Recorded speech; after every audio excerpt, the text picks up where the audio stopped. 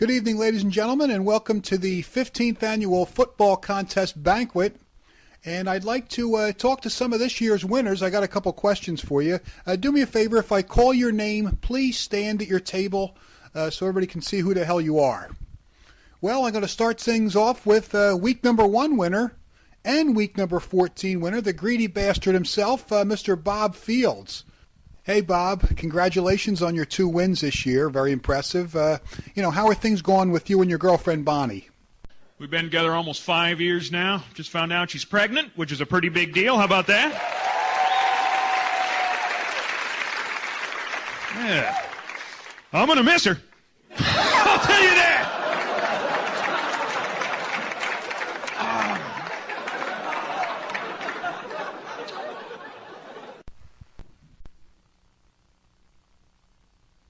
All right, now I want to speak to a week number 2 winner and the second place finisher, Mr. Gene Durbano.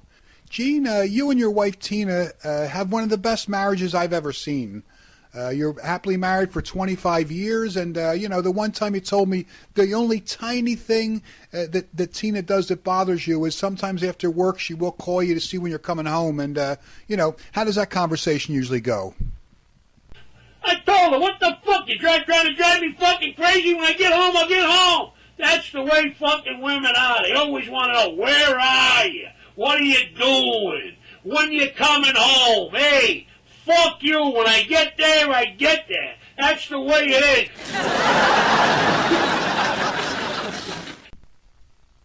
All right, calm down, Gino. I think you're still a little pissed off that you blew that 3-game lead last week. Don't take it out on Tina, please. All right, now I want to speak to week number 4 winner, Mr. Dan Dunn. Dan, I understand you got married last year, and, how's that working out for you? So I'm in a relationship now. I'm just glad I'm not single anymore. That's all I know, Because I didn't get laid that much, right? I remember one time I got this gal back to my place, and I was like, so you want to have some sex? She was like, well, I don't normally do this, but I'm going to pass.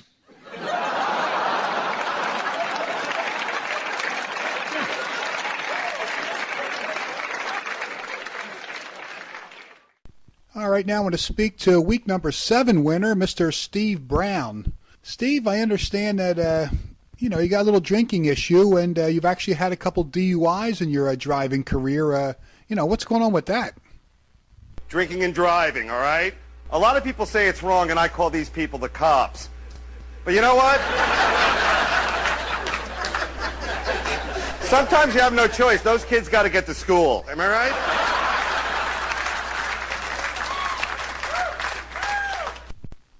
Speaking of drinking problems, let me speak to a week number 10 winner, Mr. Ken Adelot.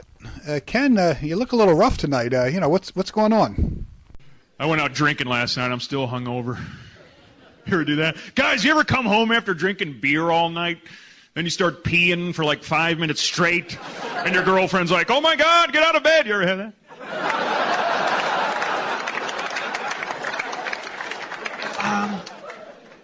All right, now I want to speak to week number 11 winner, Mr. Jim Vinziano.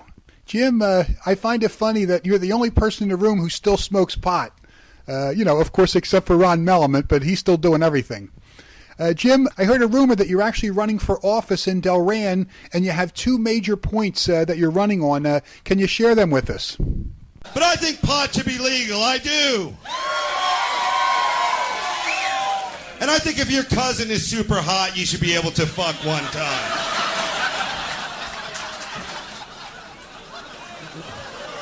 All right, I took it a little too far. Sorry. All right, now I want to speak to week number 16 winner, Steve the Jackal Burns. Steve, what's on your mind tonight? You ever black out when you're drinking, or as I call it, time travel? Yeah. You're in a bar, you're drinking, you black out, you wake up, you're in another bar, you're drinking, you black out, you wake up, you're at McDonald's. Working there about 3 years, still not assistant manager. You want to quit, but you're banging that girl on the fry later. They say she's retarded, but those titties ain't retarded. Oh. All right, now I want to speak to week number 17 winner, Miss Monica Groff. Monica, I understand last weekend you had a little get-together. Can you tell us about it? I just had a surprise party. I have to say, it wasn't much of a party. It was more like everyone I know just getting together to tell me that I drink too much.